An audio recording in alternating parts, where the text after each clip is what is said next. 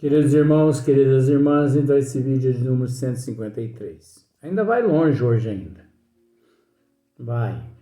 Ainda tem umas coisinhas muito boas que a gente tratar ainda. A Gênesis, capítulo 1, caráter da revelação espírita. Sequência é aqui do mesmo, o tema aqui, 42 da Gênesis. Já que é o princípio, é a revelação, então nós estamos revelando isso para você ver a causalidade. O Espiritismo remonta às causas, nos esclarece o porquê das coisas, por que nos acontecem as coisas. Imprudência médica, não existe prudência médica. Bala perdida. Não existe bala perdida, existe bala certeira. Tá? Bala certeira. A Marquise caiu na cabeça de 10 pessoas e matou 10 pessoas. A pessoa estava no lugar errado, na hora errada. Não, a pessoa estava no lugar certo. Nem mais, nem menos. Porque houve um alagamento, um desmoronamento, um aterramento, matou 40 pessoas, sei que tem, culpa do governo, culpa do presidente, culpa... Gente, vamos parar de culpar os outros. Vamos olhar para dentro de nós e vamos passar a pensar assim. Nós somos os nossos juízes. Nós somos os nossos advogados. Nós somos os nossos promotores de defesas.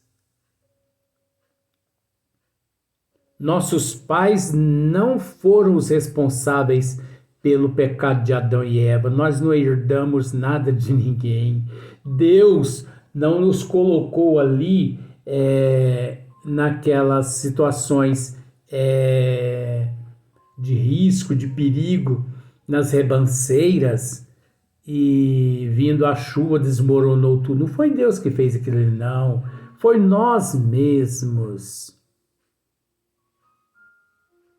Os débitos do passado, as dívidas do passado nos levam à falta de raciocínio, de bom senso, nos levam às dificuldades financeiras quando nos vemos mediante certas situações que não temos condições de ter um terreninho para construir um barraquinho, a não ser naquele lugar ali no morro, onde o risco é 24 horas, é a lei de atração, de ação e reação. Então ali semelhantes atrai semelhantes, é o resgate coletivo. Vamos prestar atenção nisso.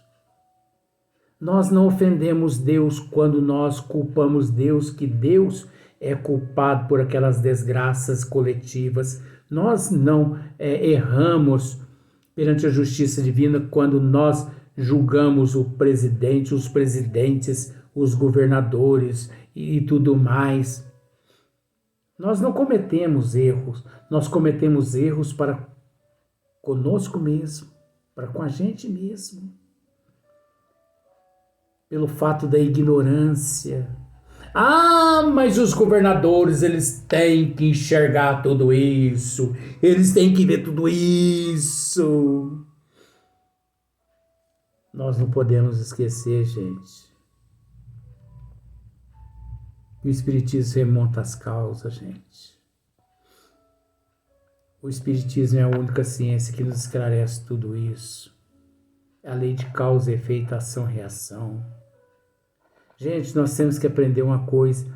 Quantos governadores já criaram vários projetos retirando milhões de pessoas daquelas favelas e levando eles para locais assim, habitações assim com mais, vou usar o termo com todo respeito, que é um estudo, com mais conforto, mas que daí uns 2, 3 meses aquelas pessoas abandonam todo aquele lugar, vendem aquelas casas e voltam lá para as favelas.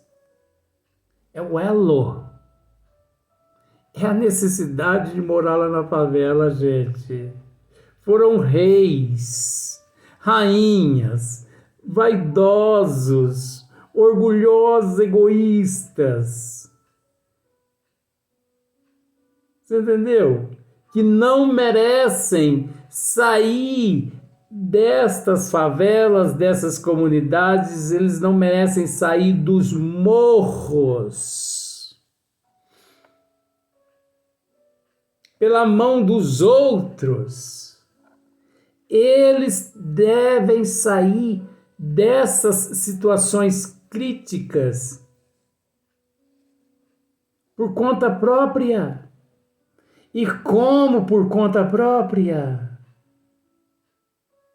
Através da resignação, da aceitação, da humildade, da paciência, da mudança de hábito, de comportamento, de atitude.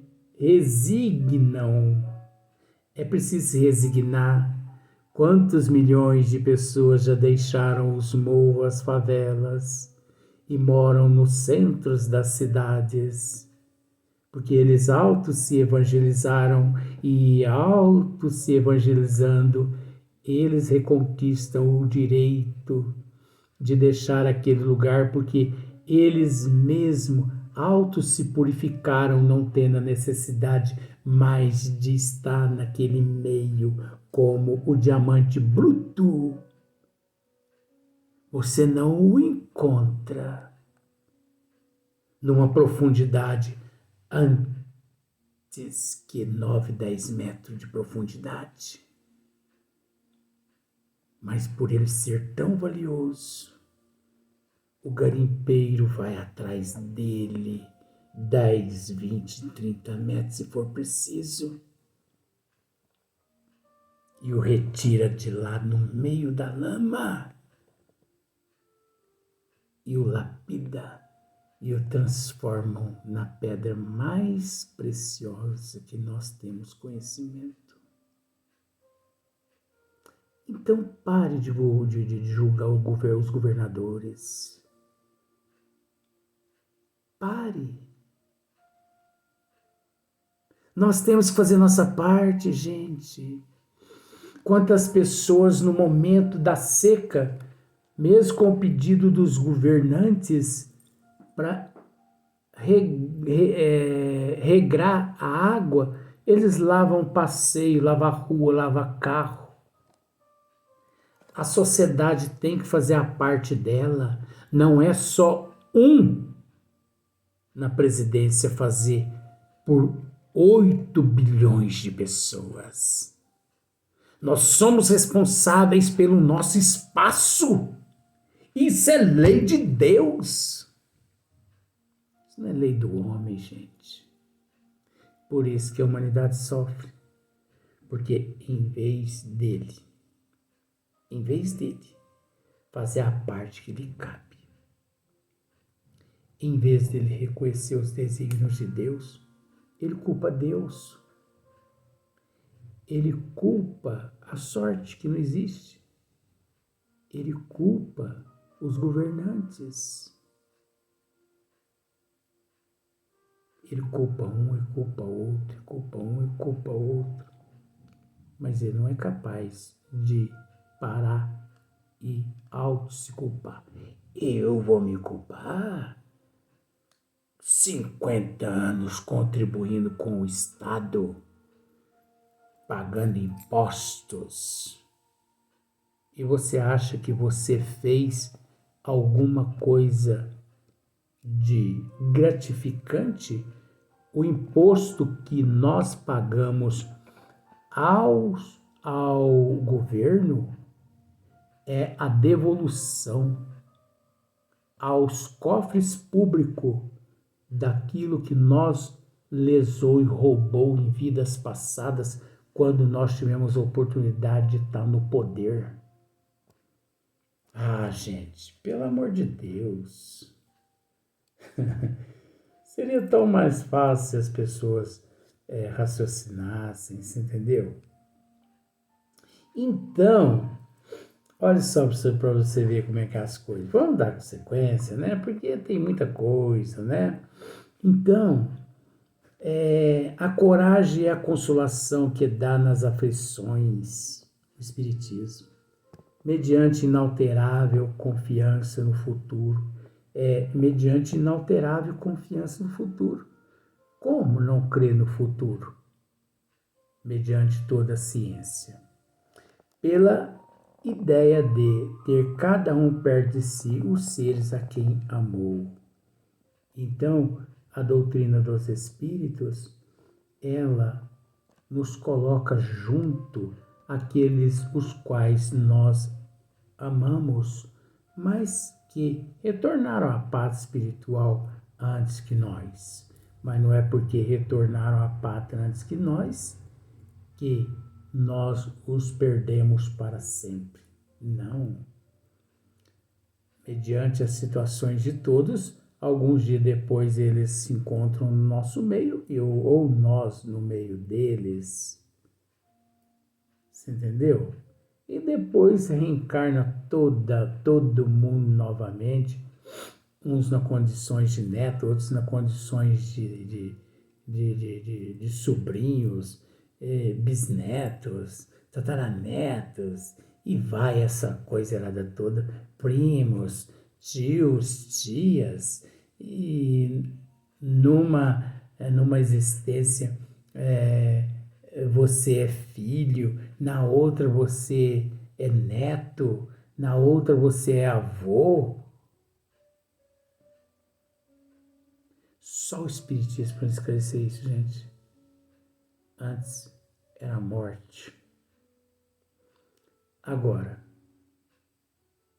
por isso que é mais fácil dizer que o Espiritismo é obra do demônio, é obra diabólica, é obra satânica, porque é mais fácil dizer do que estudar, como Kardec estudou. Agora nós temos que entender que todo antagonista, você sabe que é antagonista, né? Você sabe que todos os antagonistas, eles só foram e são antagonistas justamente porque foram anticristos e que quiseram sempre denegrir a imagem do Cristo. Então, através do Espiritismo, nós temos a certeza de que de os rever. Então, através do Espiritismo, nós temos certeza de rever aqueles nossos antes queridos, né? De amá-los, de perdoá-los, de aceitá-los, e também eles de nos amar, de nos aceitar. Nós temos, através do Espiritismo, a possibilidade de confabular com eles, né? Através das manifestações mediúnicas, através da vidência, da audição, da psicografia, né? Dos encontros através dos desdobramentos, né? Em espírito. Então, nós temos essa certeza. Antes, nós não tínhamos essa certeza. E quando isso acontecia, e que não sabíamos, o entendimento nosso era de que nos encontrávamos com o demônio. Nos encontrávamos com o demônio. Você entendeu? Então, por exemplo, se eu vejo um espírito aqui hoje, eu não sou espírita, eu vejo o espírito do meu pai, mas amanhã eu vou à igreja e digo para o padre, padre, veio o espírito do meu pai. Que lá, meu filho, toma cuidado, não é o espírito do teu pai, não. Não existe espírito, meu filho. Não existe. O que você viu foi o demônio. Então quer dizer que o demônio existe. Ué, demônio existe, então quer dizer que o demônio é uma criação à parte da natureza de Deus, ou é uma criação de Deus? Nenhuma e nem outra. Por quê? Porque o demônio é mitológico. Porque se Deus tivesse criado o demônio, ele teria nascido e ele teria morrido no momento que ele morreu e deixar de existir. Porque Deus não ia criar um ser que pudesse competir com ele, o topo. Não é uma questão de egoísmo, mas é uma questão de majestade. É uma questão de ordem, como se diz o termo, ordem na casa. Né?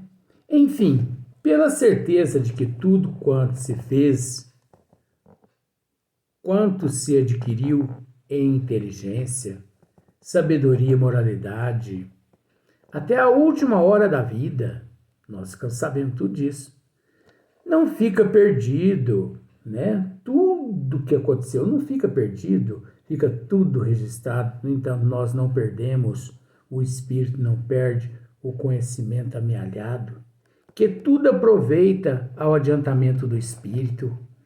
Reconhece que o espiritismo realiza todas as promessas do Cristo. O espiritismo realiza todas as promessas do Cristo ditas há 2000 anos atrás. Eu não disse no começo, hoje, que o Evangelho, segundo o Espiritismo, era tudo aquilo que o Cristo havia dito há 2000 anos atrás, mas que não havíamos compreendido e que depois os bons espíritos vieram, através da codificação, na condição de cristianismo redivivo, trazer-nos a lume tudo aquilo que o Cristo havia dito e muitas coisas que ainda tinha que ser nos dito. Então, o Espiritismo realiza todas as promessas do Cristo a respeito do Consolador anunciado. Tá vendo? O Espiritismo realiza todas as promessas do Cristo a respeito do Consolador anunciado. Ora, como é o Espírito de verdade que preside ao grande movimento da regeneração? A promessa da sua vinda se acha por essa forma cumprida, né? Porque de fato é ele o verdadeiro Consolador. Então, conforme Jesus anunciou há 2000 anos atrás, né? O Espírito da verdade, o Consolador, que ele nos prometeu há 2000 anos atrás. Então, no momento certo, nem mais e nem menos, na hora certa, agora tem que abrir a boca, mas também já é quase 2 horas da manhã, mas não tem problema. Mas se você vê um bocejo aí, não se preocupa. Então, o Espiritismo, ele veio cumprir também aquilo que o Cristo, 2000 anos atrás, havia dito, né? Que muitas coisas esse Consolador ia nos esclarecer a respeito do que o Cristo havia nos dito, e muitas coisas que ainda ia nos ser orientado. Então, imagine só se não fosse a doutrina dos Espíritos. Então, como nós já dissemos, o Espiritismo remonta às causas, né? Nos mostra a lei de causa e efeito, ação e reação. Com o Espiritismo, você não precisa mais questionar nada, Você não precisa buscar mais ninguém, você não precisa interrogar ninguém, você não precisa ter dúvida. Você só precisa estudar, né? E se conscientizando-se da preexistência e da imortalidade da alma, é óbvio que você passa a entender, a compreender de uma forma assim mais branda, né? Mais consoladora, porque você sabe que tudo continua do mesmo jeito que antes, a começar-se pelo fato de que as patologias, né? O Espiritismo as orienta perfeitamente. Olha para você ver, na história anterior que eu narrei a respeito do jovem que passou em 5 vestibular aqui na Terra. Nós ficamos sabendo que o pai e a mãe dele, naquela existência a qual ele foi um professor, olha, agora que vem a história, hein? Ele não foi um professor que reprovou vários alunos e vários alunos se suicidou de desespero por causa de 0,15, 0,5. Então ele julgava dessa forma os alunos por maldade. Porque tem muitos alunos que, por maldade dos professores, isso é verdade, por maldade dos professores e por máfias dentro do Ministério da Educação aqui no Brasil. Você está entendendo o que eu estou dizendo? Esses professores são comprados para poder reprovar determinados alunos. De que forma?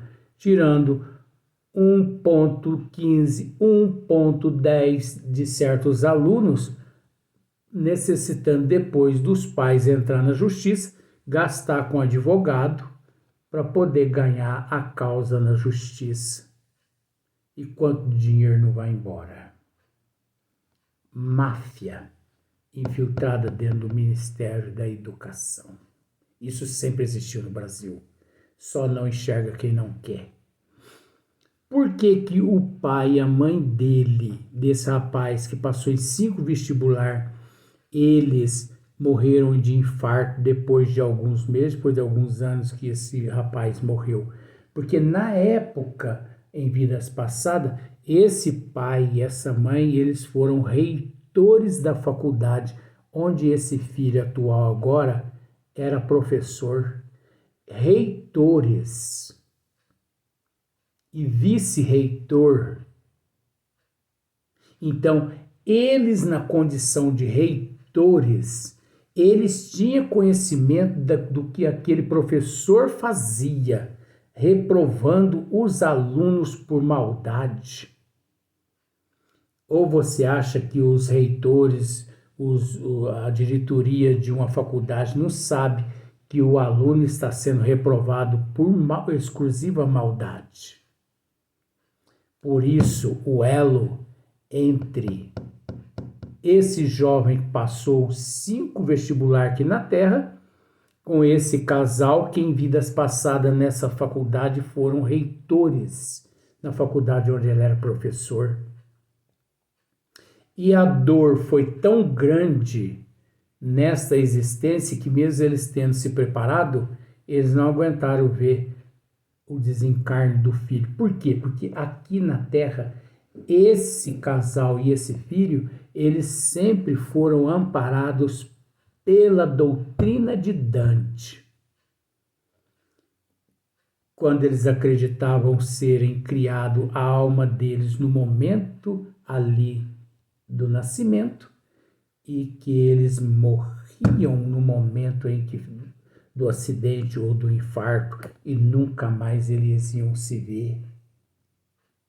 Então eles foram criados nesses conceitos dessa morte, porque creio que se eles tivessem conhecimento do espiritismo, eles não teriam se infartado, eles ainda continuariam no corpo físico até hoje, 2023, porque isso não faz muitos anos, e resignados com um tipo mais de aceitação, sofrendo, é lógico que a gente não ignora essa situação, mas retornando à pátria espiritual com os débitos e com as dívidas resgatadas em melhor situação. Agora, do jeito que eles desencarnaram, eles ainda encontram-se em regiões umbralinas, tanto o pai quanto a mãe. O filho não, porque o filho passou por um processo natural dentro da programação reencarnatória. Ô, gente, quem explica isso desse jeito? Quem explica?